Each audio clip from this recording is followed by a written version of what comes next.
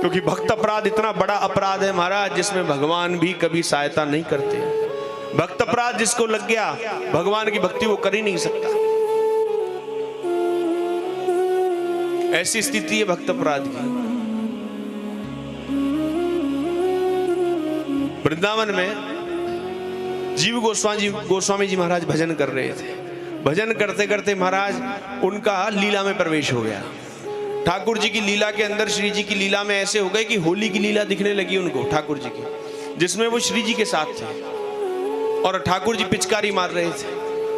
और पिचकारी मारते मारते ठाकुर जी एकदम से फिसल गए। फिसलते ही महाराज बड़ी जोर से हंस गए, बोले ले और मार ले पिचकारी। तो जोर से ताली बजा के हंस गए। इतने में एक थोड़े विकलांग महात्मा थे, वो सामने से जा रहे थे। उन्होंने देखा ये हंस रहा है ताली बजा बजा के, इसका मतलब ये मुझ पर हंस रहा है। उनका दिल दुखा, और उनका दिल दुखा तो वो कुछ बोले नहीं, चुपचाप चले गए। भाई कोई बात नहीं, हंस लो तुम भी हमारे ऊपर। लेकिन उनका दिल जबरदस्ती दुख गया। उन्होंने दुखाया नहीं था, उनकी ओर संकेत नहीं किया था कि मैं आपके लिए हंस रहा हूं, बस उनके सामने हंस गए। उनका दिल दुखित हो गया, और दिल दुखी होते ही महाराज वो तो चुपचाप चले गए। लेकिन जो इनको झांकी हो रही थी वो झांकी अदृश्य हो गई, लीला अदृश्य हो गई। अब बड़ा प्रयास किया, पुनः वापस 2-3 दिन निकले तो इनको तड़प होने लगी, कहां गई वो लीला, कहां गया मेरा भजन, ये क्या हो गया मुझसे, कोई अपराध तो नहीं बन गया, कोई दूषित अन्न तो नहीं ले लिया मैंने, क्या हुआ ये।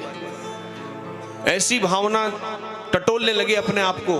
तो महाराज फिर गुरुदेव ने बताया, सनातन गोस्वामी पाद ने बताया कि तुमसे बड़ी भारी भूल हुई है, तुमने भक्त अपराध कर दिया।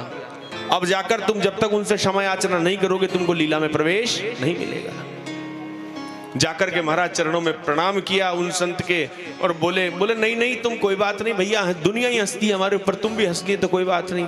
बोले नहीं महाराज जी, मेरा कोई उद्देश्य नहीं था आपके ऊपर हंसने का, बस वो लीला थी ठाकुर जी की, मैं उसमें हंसा था, आप मुझे क्षमा कर दो, दास को इतना दंड मत दो। उन्होंने जब क्षमा किया तब जाकर के ठाकुर जी ने लीला में प्रवेश दिया। तो सोचो, जब इतने बड़े बड़े महात्माओं की ये स्थिति हो सकती है तो हम और तुम तो क्या है।